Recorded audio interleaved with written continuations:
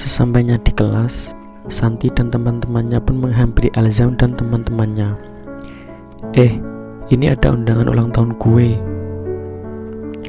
ucap Santi sambil menyodorkan undangan ke Alzam dan teman-temannya. Tumben lo ada acara undang Alzam, tanya Andra. Emang masalah buat lo?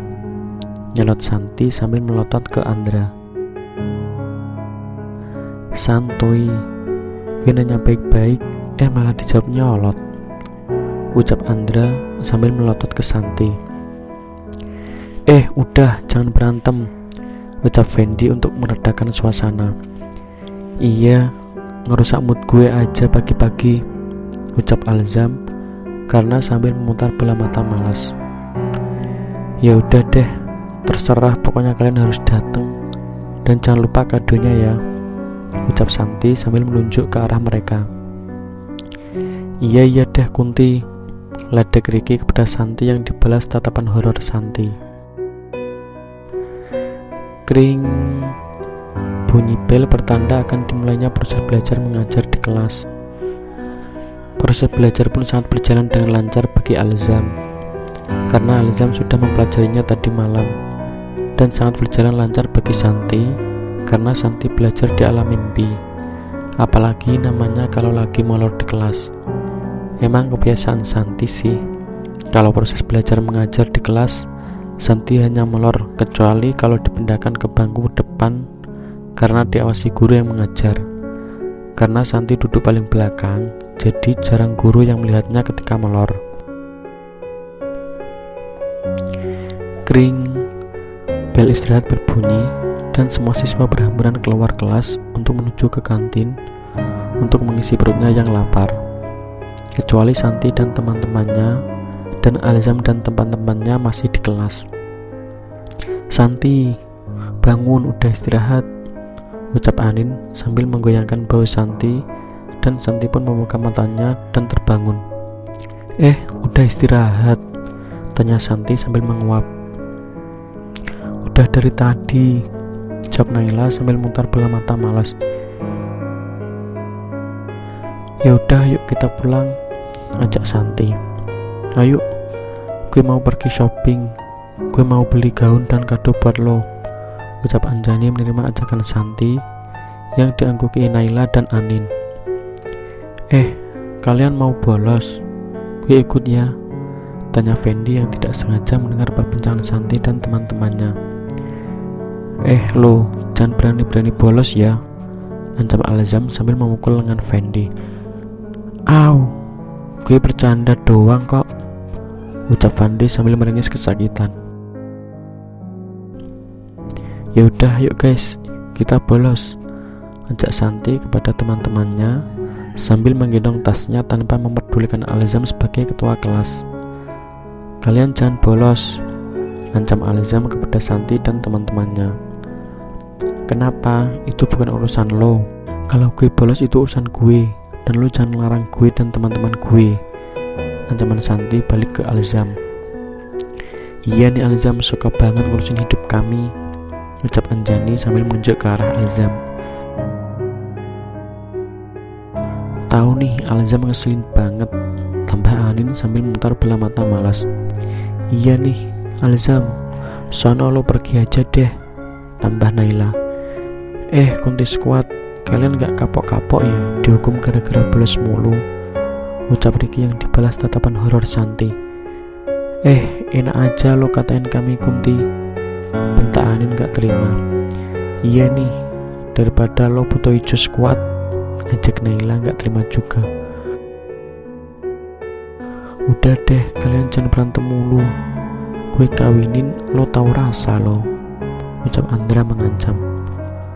Kalau mau kawin tuh sama kambing, ucap Santi dan teman-temannya serentak gak terima ucapan Andra. Udah, kita cabut aja yuk, gue malas ladenin mereka, ajak Santi kepada teman-temannya yang diangguki mereka. Dan mereka keluar meninggalkan Alzam dan teman-temannya. Andai lo tahu Santi, gue selama ini suka sama lo, batin. Wah, siapa ya? salah satu dari Alzam dan teman-temannya yang suka sama Santi. Tapi entah mencintai atau dicintai, semua itu memiliki risikonya masing-masing yang harus ditanggung oleh setiap hati. Setiap hati yang mencintai dan dicintai, maka ia juga harus siap melukai dan dilukai. Bukan sekarang, tapi suatu saat nanti. Malam semakin larut, namun Santi tidak bisa memejamkan netranya dengan damai. Gadis itu beranjak dari pembaringannya menuju ke arah jendela. Dia menyingkap tirai putih yang menutupi permukaan jendela kamarnya. Perlahan, ia pun juga membuka jendela melongokkan kepalanya. Seraya menikmati desir angin malam yang menghembus lembut menerpa rambut panjang lebatnya. Ia pejamkan mata menikmati setiap suapan angin di wajahnya, mengalirkan air mata Santi saat bayangan Andrian membasahi pipinya, hingga jatuh menetes membasahi pinggiran jendela. Andrian, sungguh aku sangat merindukanmu. Aku merindukan segalanya tentangmu, ucap Santi dengan suara serak sambil terisak. Sudah 1 minggu engkau tidak menghubungiku, Andrian. Apa kau tahu? Aku di sini menantikan kabarmu, gumam Santi seraya menghapus air matanya yang telah membanjiri pipi mulusnya. Kring, kring, kring. Bunyi ponsel Santi pertanda ada panggilan telepon dari seseorang. Seketika, Santi langsung semangat karena Santi mengira yang menelponnya adalah Andrian kekasihnya. Santi mengambil HP-nya dan melihat siapa yang menelponnya tengah malam begini. Dan benar pikiran Santi, ternyata yang menelpon Santi adalah Andrian.